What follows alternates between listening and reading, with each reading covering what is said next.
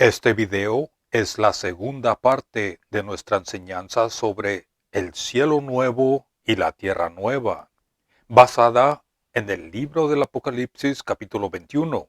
Les sugiero que escuchen los videos anteriores para modo de seguir el contexto de esta enseñanza. En la primera parte cubrimos los versos 1 al 8. Hoy continuaremos en el verso 9 en adelante, donde uno de los 7 ángeles le muestra al apóstol Juan la gran ciudad santa, Jerusalén, la celestial. Pero primero, en la epístola a los Hebreos, capítulo 11, verso 10, se nos dice que el patriarca Abraham buscaba una ciudad que tiene fundamentos y buscaba una patria celestial. Estos, la ciudad con fundamentos, la patria celestial, van a ser descritas ahora con todo lujo de detalles en Apocalipsis capítulo 21. En el verso 9, este ángel era uno de los 7 ángeles que habían sido instrumentales en la destrucción de la gran ciudad de Babilonia. Y le dice a Juan, ven acá, yo te mostraré la desposada, es decir, la novia, la esposa del Cordero. El verso 10 dice, y me llevó en el espíritu a un monte grande y alto, y me mostró la gran ciudad santa de Jerusalén, que descendía del cielo, de Dios. Una vez más veremos y compararemos que la ciudad y el templo descritos por el profeta Ezequiel en los capítulos 40 al 47 es durante el reinado de 1000 años del Mesías, el Cristo, y su reino de sacerdotes, el real sacerdocio que pertenecen solo a la nación de Israel durante esos 1000 años. Esta ciudad que se encuentra en Ezequiel capítulo 40 verso 2 es una prefigura de la gran ciudad santa, la Nueva Jerusalén, la celestial, la cual desciende después del reinado de 1000 años. En Ezequiel capítulo 40, verso 2, el profeta dice, en visiones de Elohim me llevó, noten esto, a la tierra de Israel. ¿Notaron eso? A la tierra de Israel. Y me puso sobre un monte muy alto, sobre el cual había un edificio parecido a una gran ciudad hacia la parte sur. Volviendo al Apocalipsis capítulo 21, verso 9, la palabra esposa en el original es guné, que también se traduce como mujer. Así que guné significa cualquier mujer que esté en la edad de casarse, como también significa esposa. Entonces, escuchen esto, tratar de hacer una distinción entre la esposa del Cordero de Apocalipsis capítulo 19, verso 7, con la novia, la desposada del Cordero en Apocalipsis capítulo 21, verso 9, parece ser muy artificial, es decir, es falso, por el mismo hecho de que la novia del Cordero debe ser también su esposa. Noten cómo dice, ven, te mostraré la novia, la mujer, es decir, la esposa del Cordero. ¿Notaron eso? No hay ninguna distinción entre la novia y la esposa.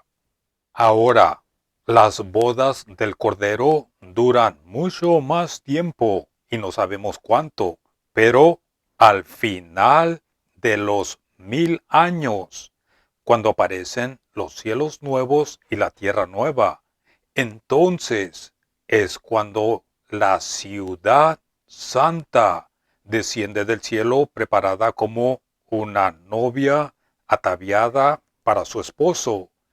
Y es entonces cuando la novia es llamada la esposa del Cordero.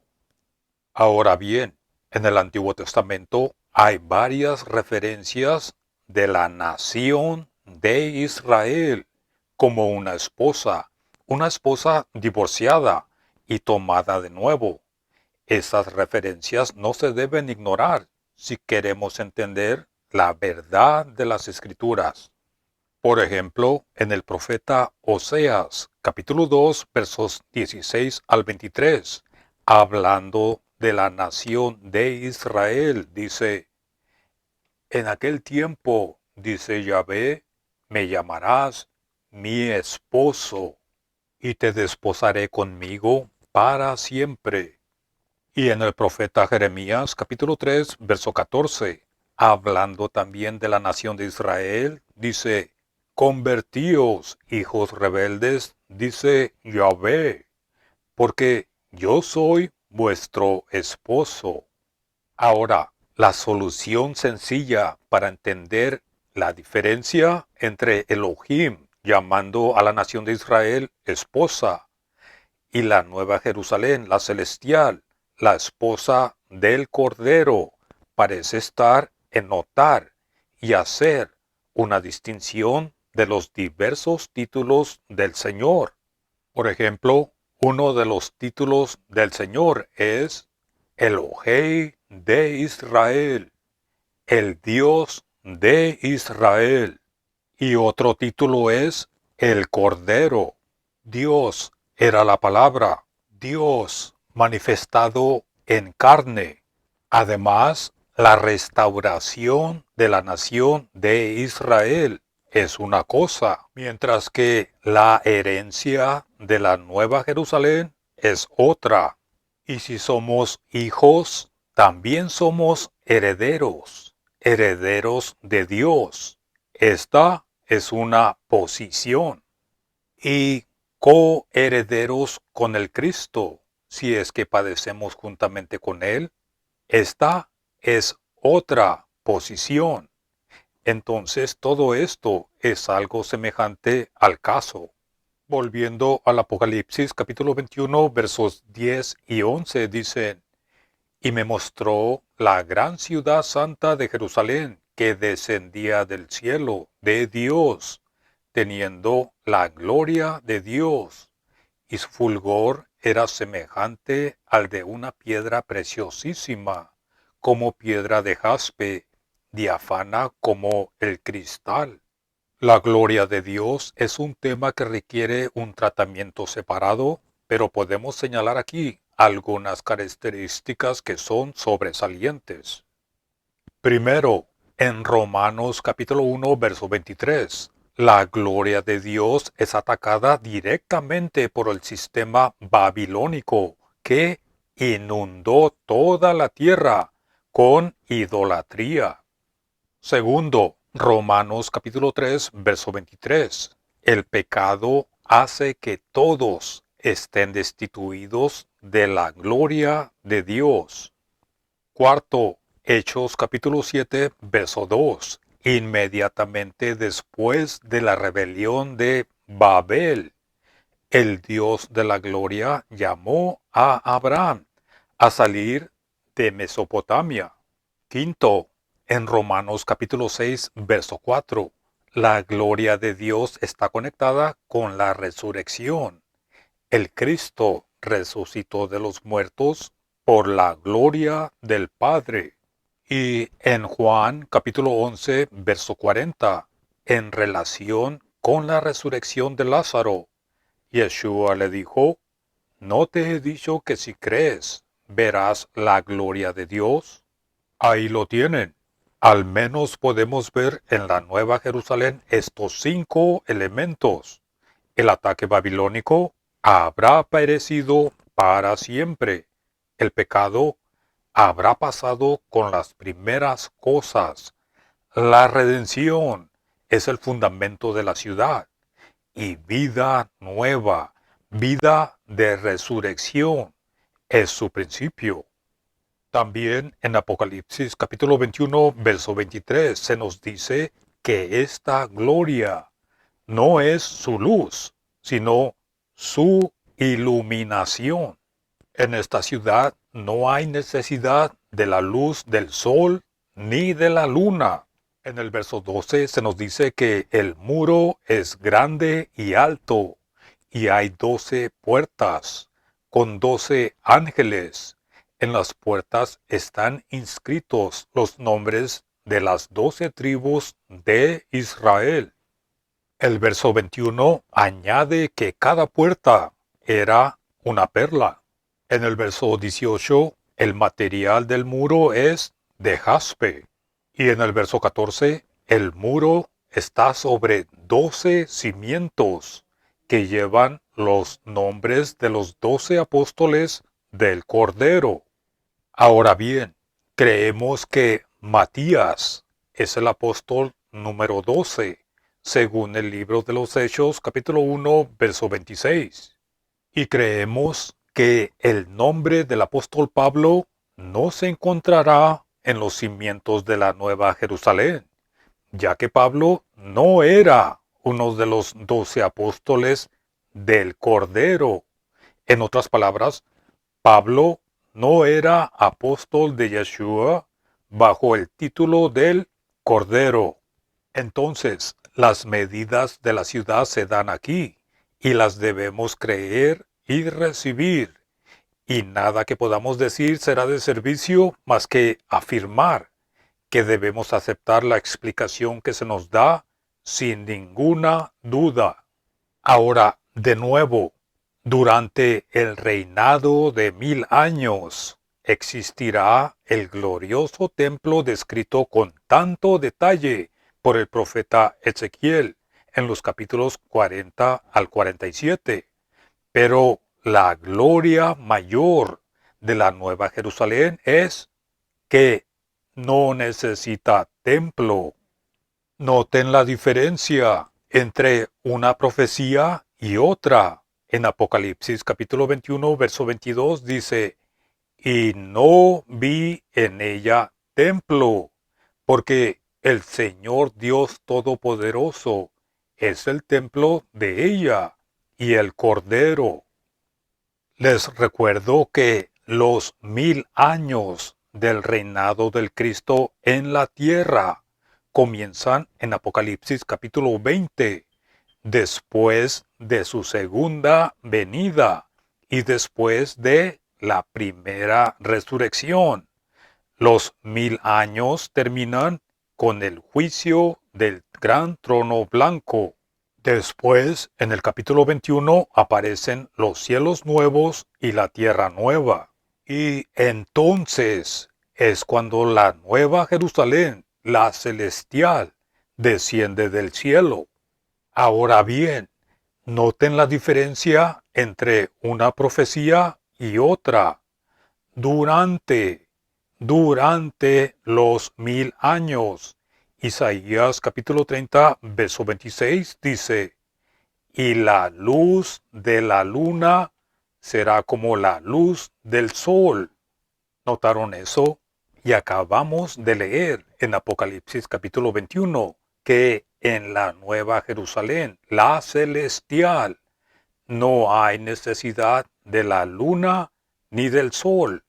Pero aquí dice, la luz de la luna será como la luz del sol, y la luz del sol 7 veces mayor. Entonces, esto es durante los 1000 años. Esta no es Jerusalén la celestial, sino la terrenal. La ciudad de Jerusalén, la terrenal, también será restaurada. Isaías capítulo 60 versos 19 y 20, hablando de Jerusalén terrenal, dice, el sol nunca más te servirá de luz para el día, ni el resplandor de la luna te alumbrará, sino que Yahvé te será por luz perpetua, y el Elohei tuyo por tu esplendor. De nuevo, esto también será durante los 1000 años y será solo en Jerusalén. Pero estas profecías son anticipación de la ciudad celestial, la que desciende del cielo. Porque Apocalipsis capítulo 21, verso 23 dice, la ciudad no tiene necesidad de sol ni de luna que brillen en ella, porque la gloria de Dios la ilumina y el Cordero es su lumbrera. Estas bendiciones del futuro en las mentes de muchas personas son algo nebulosas. Se imaginan en un estado inmaterial, sin mucho que hacer, excepto flotar en las nubes y cantar. Pero la Tierra Nueva por lo menos tiene un aspecto muy diferente. Allí habrá naciones y habrá reyes, y las naciones andarán en su luz, algo que no es sino la continuación de la ciudad de los 1000 años, la terrenal, de la cual se dice, levántate, resplandece, porque ha venido tu luz, y el resplandor de Yahvé ha nacido sobre ti, porque he aquí que tinieblas cubrirán la tierra, y oscuridad las naciones, mas sobre ti amanecerá Yahvé, y sobre ti será visto su esplendor. Y andarán las naciones a tu luz, y los reyes al resplandor de tu nacimiento. Isaías capítulo 60 versos 1 al 3. Y en este mismo capítulo, en el verso 11 dice, tus puertas estarán de continuo abiertas, no se cerrarán de día ni de noche, para que a ti sean traídas las riquezas de las naciones, y conducidos a ti sus reyes. En Apocalipsis capítulo 17 y 18, los reyes de la tierra fueron arruinados por Babilonia. Las naciones fueron embriagadas por la ramera. Pero aquí las naciones andarán en la luz de Jerusalén, la terrenal y la celestial, y los reyes serán bendecidos por ella. Volviendo al Apocalipsis capítulo 21, verso 27, tenemos las palabras finales en respecto a esta ciudad celestial. Estas palabras se repiten en el verso número 8, porque es un testimonio muy importante. Noten cómo dice, no entrará en ella ninguna cosa inmunda, o que hace abominación y mentira, sino solamente los que están inscritos en el libro de la vida del Cordero. Esta ciudad celestial es semejante a la tienda del tabernáculo, donde los ritos nos impresionan con la necesidad y el requerimiento de limpieza. Por ejemplo, los leprosos por ser inmundos, o cualquiera que se hubiera contaminado con cualquier inmundicia. No se le permitía acercarse hasta que su inmundicia hubiera sido limpiada. Ahora escuchen esto. La provisión para remover y quitar todo pecado y toda inmundicia solo se encuentra en la sangre del Mesías, en la sangre del Cristo. Esto es algo que rechazan todos aquellos que serán arrojados a la segunda muerte. Y escuchen con atención, en el cielo nuevo y en la tierra nueva no habrá más ofrenda por el pecado. El Cristo ya no muere.